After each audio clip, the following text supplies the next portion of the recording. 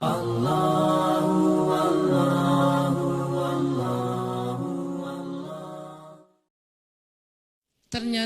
kalau kita menginginkan sesuatu, alur untuk mendapatkannya itu kayak gitu teman-teman. Satu, percaya sama rencana Allah. Disebut dengan istikharah, minta pendapat Allah. Istikharah ini dalam konteks pembicaraan kita malam ini bukan sekedar ibadah sholat 2 rakaat. Walaupun secara ritual dia adalah sholat 2 rakaat, tapi secara nilai dia bukan hanya soal sholat 2 rakaat, tapi soal bergantung kepada Allah, minta pendapat Allah, nanya kira-kira menurut Allah gimana nih. Terus Allah jawabnya lewat siapa? Nah, Allah menjawabnya lewat istisyarah. Pertama, istikharah, minta pendapat Allah. Ya Allah, beri saya petunjuk, ini mau gimanain, ini apa yang harus saya lakuin. Nanti Allah nitip jawabannya lewat istisyarah. Istisyarah itu meminta nasihat orang-orang yang lebih paham, ulama, kiai, ustadz, siapa lagi, guru, orang tua, orang yang lebih bijak dari kita yang banyak pengalaman dalam urusan tersebut. Kita minta pendapat mereka. Biasanya Allah nitip jawaban itu melalui lisan-lisan mereka yang terjaga. Karena memang Allah mengatakan Auliyaullah, wali-wali Allah itu ketika dia sudah dekat dengan Allah, maka Allah menjadi pendengarannya, Allah menjadi penglihatannya. Maksudnya yang dia lihat itu sesuai dengan yang Allah inginkan. Yang dia dengar itu hanya yang Allah ridhoi. Yang dia ucapkan hanya yang Allah ridhoi. Artinya lisannya, telinganya, matanya udah terjaga. Selain pikiran dan hatinya pastinya terjaga. Nah, orang kayak gini tuh utusan Allah setelah Rasulullah SAW dalam wujud ulama, da'i, bukan dalam wujud nabi dan rasul. Karena tidak ada lagi nabi setelah Rasulullah. Jadi kita kalau mau tahu Allah nitip pesan ke kita, cari tahunya ke ulama. Syekh, Allah nitip pesan gak ke saya? Gitu kalau bahasa santainya ya.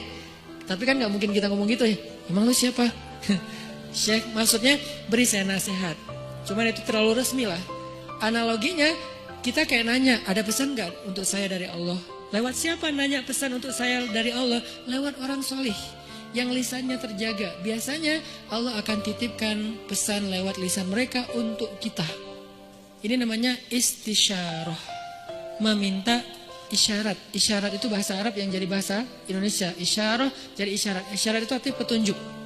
Jadi kalau ada yang ngasih isyarat berarti ngasih petunjuk. Itu arti sebenarnya dari isyarah. Jadi istisyarah meminta isyarat atau meminta nasihat yang sifatnya menunjukkan jalan mana yang baik yang harus kita jalanin. Karena Allah nggak bicara langsung kepada kita dalam bahasa wahyu kecuali apa yang sudah diwahyukan di Al-Quran. Karena yang bicara langsung dengan wahyu itu kan hanya para nabi. Kita kan nggak bisa langsung wahyu turun dari langit. Saya baru dapat wahyu, nggak bisa kan? Kadang-kadang kita kayak kegeeran gitu. Saya baru dapat ilham, padahal bukan ilham gitu kan? Ilham dari siapa dulu nih? Bisa jadi ilham dari wasawisus syaitan. Siapa tahu ilham kita tentang komen, tentang caption, tentang postingan, tentang repost, broadcast itu bukan dari Allah, dari setan karena tidak terjaganya kita. Kalau para ulama, insya Allah mereka terjaga, Allah yang jaga mereka, sehingga insya Allah ilham mereka itu gak dari mana-mana. Apalagi mimpi ulama itu adalah benar, mimpi Nabi wahyu, mimpi ulama benar. Itu satu tingkat di bawah para Nabi. Bahkan disebutkan mimpi ulama adalah satu bagian dari 70 bagian kenabian. Nabi itu kan punya banyak bagian kenabian, nubuwah namanya. Nah, satu bagian dari 70 bagian itu adalah mimpi yang benar dari seorang ulama atau orang soleh. Sehingga saya merasa bahwa minta nasihat dan minta doa dari Habib Ali Zainal Abidin itu bagian dari isyarat. Setelah itu ini nggak harus berurutan ya, istikharah, isyarat nggak harus berurutan, bisa yang mana yang memungkinkan duluan. Akhirnya kemudian saya istikharah, minta Allah, ya Allah saya pengen ketemu Nabi. Pas umroh ternyata bisa ziarah Nabi di depan makam Nabi. Selain sholawatan, saya ngomong gitu semampu saya, walaupun sebetulnya malu gitu mau ketemu Nabi. Kenapa? Amalan kurang, sholawat kurang, ujung-ujung datang minta banyak request gitu kan, kayak ngerasa gak pede. Tapi mau ke siapa lagi? Meminta nasihat dalam bahasa kayak apa ya, kayak orang lagi berkunjung gitu. Walaupun pastinya doanya kepada Allah. Jadi saya bukan berdoa kepada Nabi ya, berdoa kepada Allah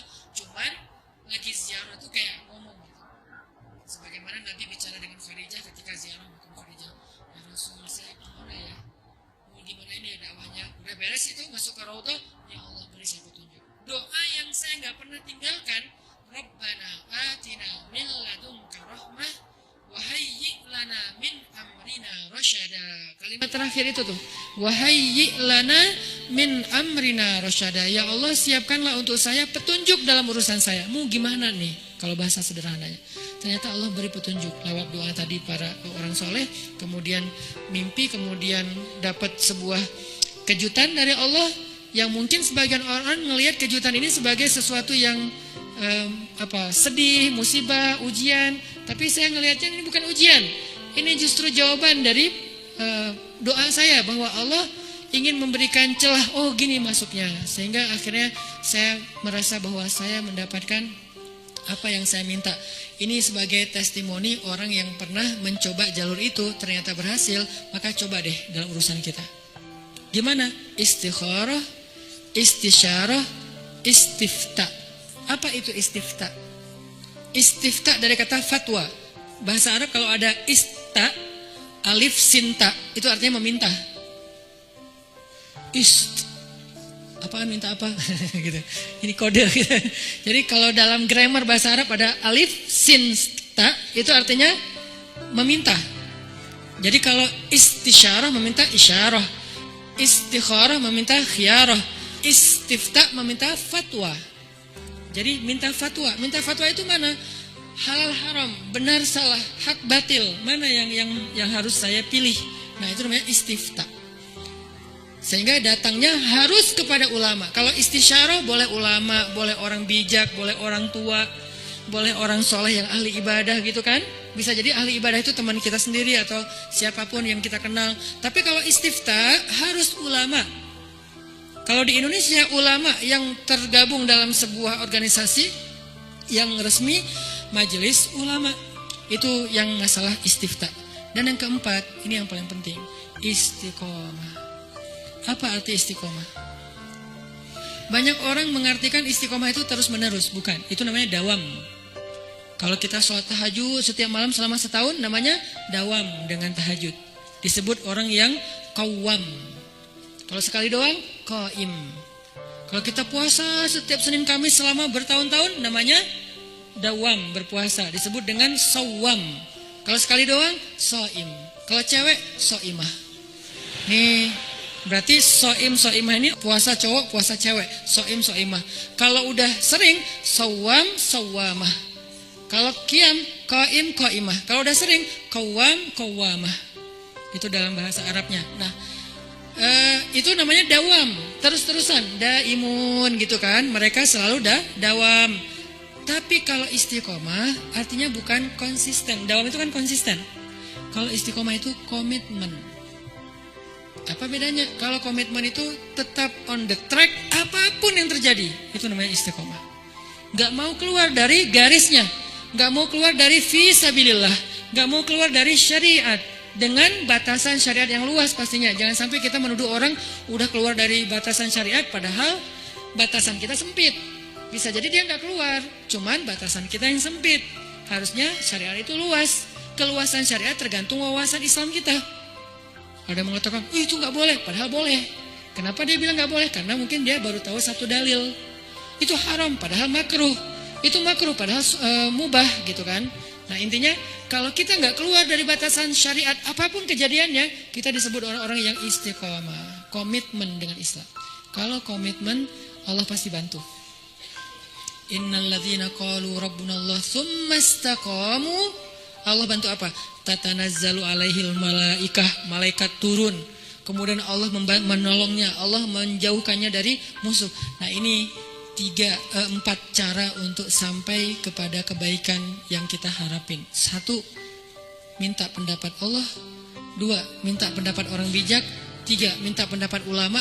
4, kalau udah tahu dari 3 itu ilham, kemudian isyarah, kemudian fatwa, maka fastaqim. Fastaqim. Tetaplah di situ, jangan melenceng walaupun sekedar mata ataupun perasaan. Apalagi sampai kaki kita melenceng. Walaupun sekedar mata aja atau perasaan. Rabbana la tuzigh qulubana. Ya Allah, jangan biarkan hati kami tergelincir. Ya muqallibal qulub, tsabbit qulubana. Allahumma habib ilainal iman. Jadi kita minta, kalau kayak gini insya Allah teman-teman gak usah khawatir. Bilang ke mereka, kata Allah, Allah takhafu, janganlah kalian takut karena Allah bersama dengan